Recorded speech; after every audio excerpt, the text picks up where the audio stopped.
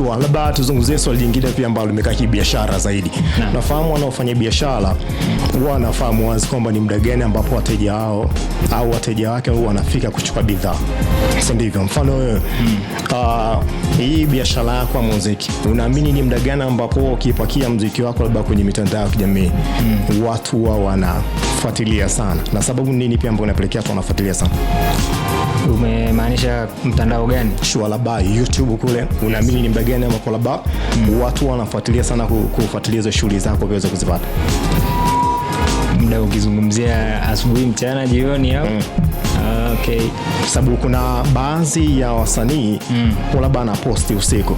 Yes. Na huwa na sababu. Nizungumza kwa sababu kuna msanii kama J. Cole aliweza kuzungumza kwamba anaposti usiku akiamini kuna watu wanaamka asubuhi wanaikuta.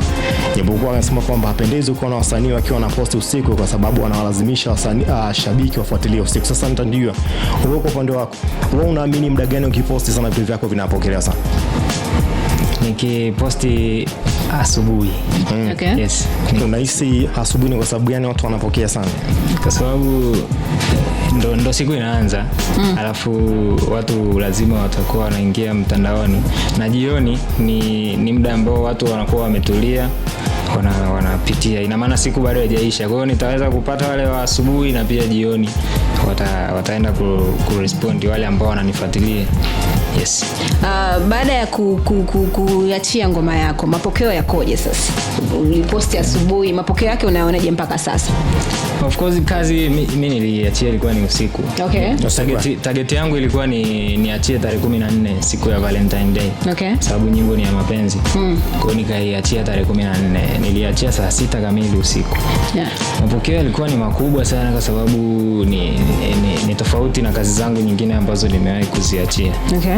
Kwa hiyo nilipoposti nilianza kuona matokeo taratibu sababu watu walipokea kwa mikono miwili.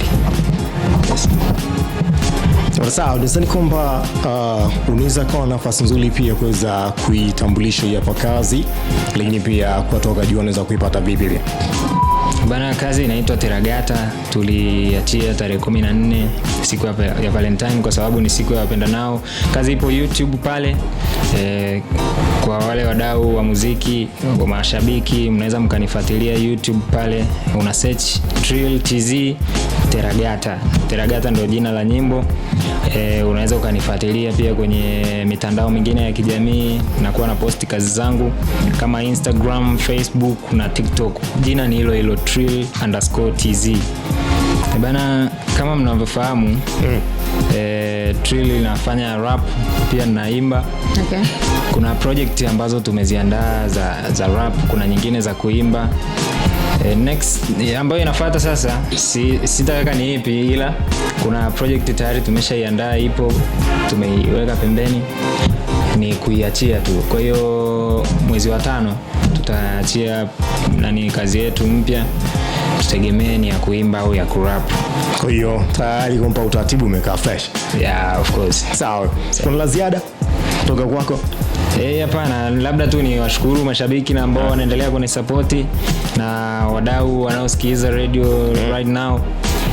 Mawasiliano yangu ya simu ni 07 97 44 69 56. Kwa wale ambao wanaweza kusupport kwa namna yoyote ile, tunaweza tukawasiliana, kwa sababu msije mkasema Trill labda anatoa ngoma kali na management sasa hivi.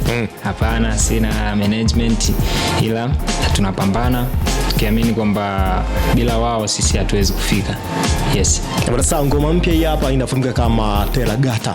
Yes. Teragata, of course, ndio. Yeah. Teragata. Sasa tunaitambulisha kwa mara ya kwanza ngoma mpya kabisa, kali kabisa, na kichupa tayari kishapatikana pia. Kilija kwenye jukwaa la YouTube, unaweza kujipata nafasi nzuri ya kuweza kukiona pia. Yeah.